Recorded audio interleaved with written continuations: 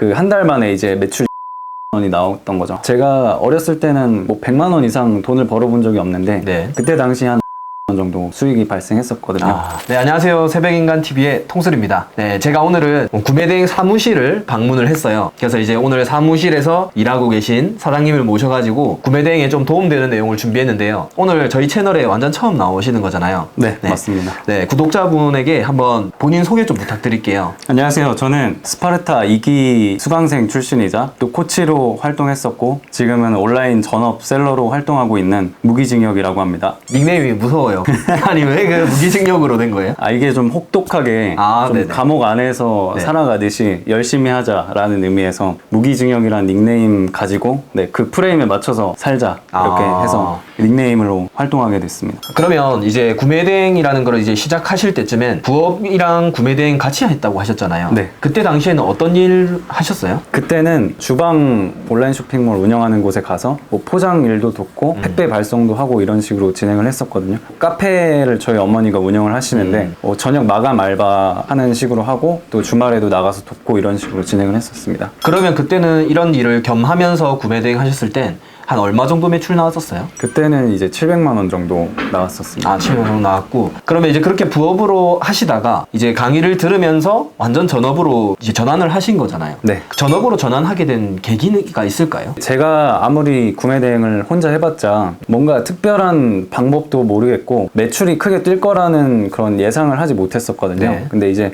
스파르타 강의 알게 되고 나서 좀 환경 세팅도 좀 잘하고 좀 제대로 마음 먹고 시작을 해보자 라는 생각에 전업으로 전환을 하게 됐습니다. 네. 그러면 이제 그렇게 전업 생활을 하면서 좀 성과는 어땠어요? 어떻게 변화됐나요? 일단은 그 환경 자체가 정말 스파르타식으로 운영을 해주셔서 좀 빡세게 임했었던 것 같고 제가 이제 한 달 동안 열심히 해도 700만 원이라는 매출밖에 안 나왔었는데 그때 방법들을 좀 배우고 놀란 게 17일 만에 매출이 1000만 원이라는 매출이 나오고 제가 놀라서 글을 썼었던 적이 있었거든요. 네, 카페 지금도 글이 있죠. 네네. 이제 한 달 동안의 성과를 보고 싶었는데 그 한 달 만에 이제 매출이 1600만 원이 나왔던 거죠. 제가 어렸을 때는 뭐 100만 원 이상 돈을 벌어본 적이 없는데 네. 그때 당시 한 500만 원 정도 수익이 발생했었거든요. 그럼 혼자서 그 돈을 어떻게 벌어본 거는 처음이네요? 네, 처음입니다. 기분이 좀 어땠어요? 그때 사실 이게 믿기지가 않았고요. 네. 1600만 원이 사실 그냥 노력 없이 한 건 아니잖아요. 그때 쏟았던 노력이랑 그리고 지금 이 시점에서 봤을 때 네. 초보자분들이 1600만 원까지 달성하기에는 어떤 중요한 몇 가지가 있었을 것 같거든요. 하루에 몇 시간 쏟으셨어요?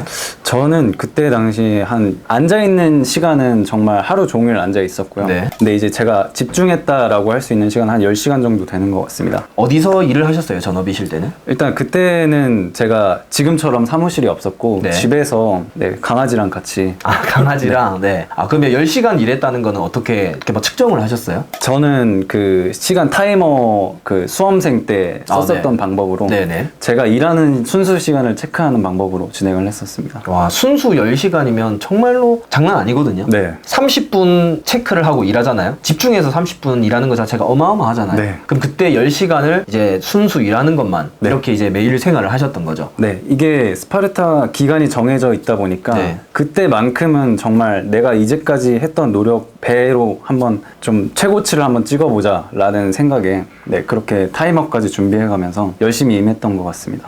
초보자분들이 예를 들면 1600 정도를 달성하고 싶다. 그러면 어떤 거를 해야 되나요? 정말 많은 사람들이 이 강의를 듣는데 정말 그 소수분들만 이렇게 성과를 내시는 게 어떤 영역에 가든지 좀 네. 동일한 것 같아요. 맞아요. 근데 네. 그분들의 좀 공통적인 특징을 보면 네. 일하는 시간이나 뭐 드리는 노력들의 갭의 차이가 어마어마하다. 라는 거를 좀 온라인 전업셀러 활동을 오랫동안 해오면서 느끼는 바가 있습니다.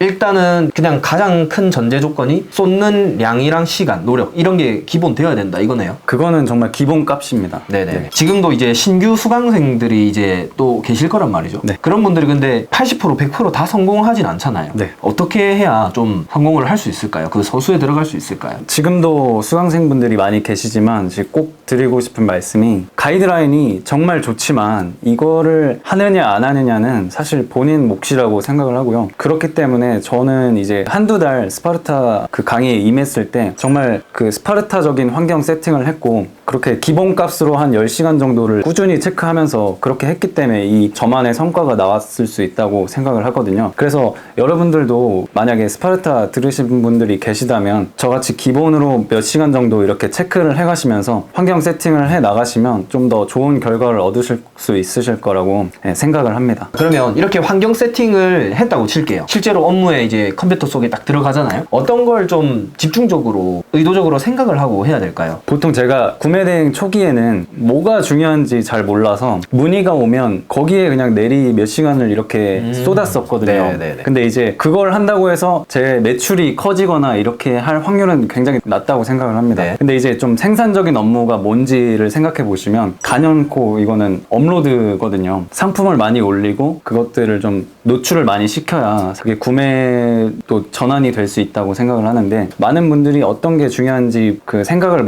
놓치시고 약간 중요하지 않은 부분에 집중하는 분들이 많이 계시다고 생각을 해요. 좀 생산적인 업무가 무엇인지 한번 파악을 해보시고 거기에 시간을 쏟으시는 게 좀 적절하다고 생각을 합니다. 이게 초보자분들은 사실 이 생산적인 게 뭔지에 대해서 머릿속에 아예 그 개념 자체가 없는 경우 많거든요. 네. 그래서 사실 비생산적인 업무에 4시간을 10시간 쏟지만 8시간을 거기에 다 쏟는 경우가 많더라고요. 네. 자, 그러면 생산적인 게 대표적으로 업로드라고 하셨는데 구체적으로 그때 하루에 몇 개 정도 이렇게 올리셨어요? 업로드 프로그램이 지금 정말 좋은 게 많지만 그때 당시에는 되게 안 좋은 프로그램들도 많았었거든요. 근데 그 중에 하나를 사용을 했었고, 네. 저는 그때 그 안 좋은 프로그램으로 하루에 100개씩은 무조건 올리자, 네. 이런 식으로 진행을 했었습니다. 그때는 사실 이렇게 속도가 지금에 비해서 한 2배는 더 들었잖아요. 2배 이상입니다. 맞죠? 네. 그러면 지금으로 치면 200개 이상 올린 느낌이다 라고 생각을 하시면 될 것 같고요. 목표가 1, 2천 정도이셨던 분도 있지만 그 다음에 그 이후에 매출 뭐 5천 이렇게 찍고 싶으신 분도 있단 말이죠. 네. 이제 거기서는 이제 뭐 무조건 업로드 수량 이 포인트가 아닐 수도 있잖아요. 네. 그 다음 단계에서 뭐 중요한 포인트가 있나요?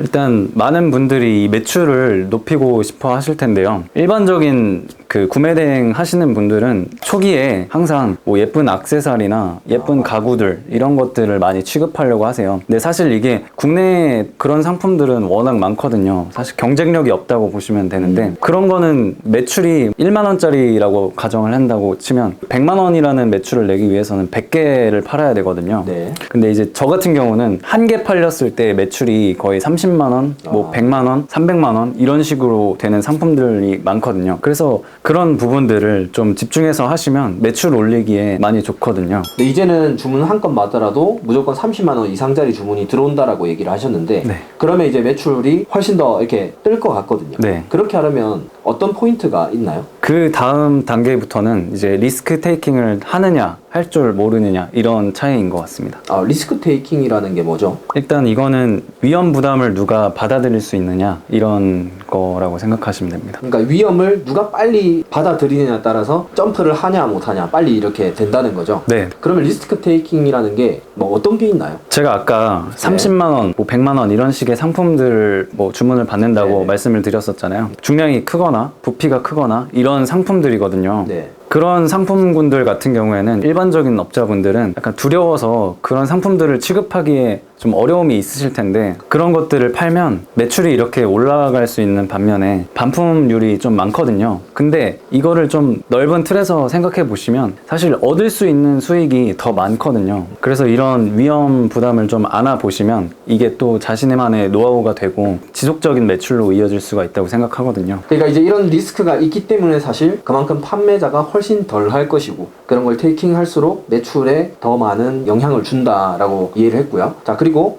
또 다른 게 있나요? 일단 제가 처음에 10시간씩 이렇게 일을 한다고 말씀을 드렸었잖아요. 네. 저는 그 10시간을 정말 힘을 들여서 업무를 진행을 했었는데, 이제 그 시간만으로도 부족을 하다고 생각해서 알바생을 고용을 하고, 그리고 이제 사무실을 얻고 직원을 구하는 데까지 갔었거든요. 네네. 근데 이거를 할 수 있느냐 못하느냐, 그런 것들을 감수할 수 있는 사람이 시간 확보가 되고 이제 다음 단계로 나아갈 수 있다고 생각을 합니다. 상품 소싱을 하실 때 아까 고중량 고부피 이런 거는 이제 뭐 관부가세나 경동 택배 비용 이런 것들이 붙잖아요. 네. 그런 거를 판매가에 녹이는 편이세요? 어떻게 하시나요? 저는 안 녹이고 있습니다. 일단 그 판매가에 그 관부가세나 착불 비용을 추가해버리면 고객들한테 선택받을 수 있는 확률이 많이 낮아진다고 생각을 합니다. 아, 그러면 이제 만약에 주문이 들어왔을 때 그런 관부가세나 경동 비용에 대해서는 어떻게 처리를 하세요? 저는 애초에 고객분들한테 연락을 드려서 관부가세랑 착불 비용이 이 정도 예상이 되는데 주문을 진행을 하실 건지 한번 의사를 여쭤보고 그걸 동의하시면 그때 진행을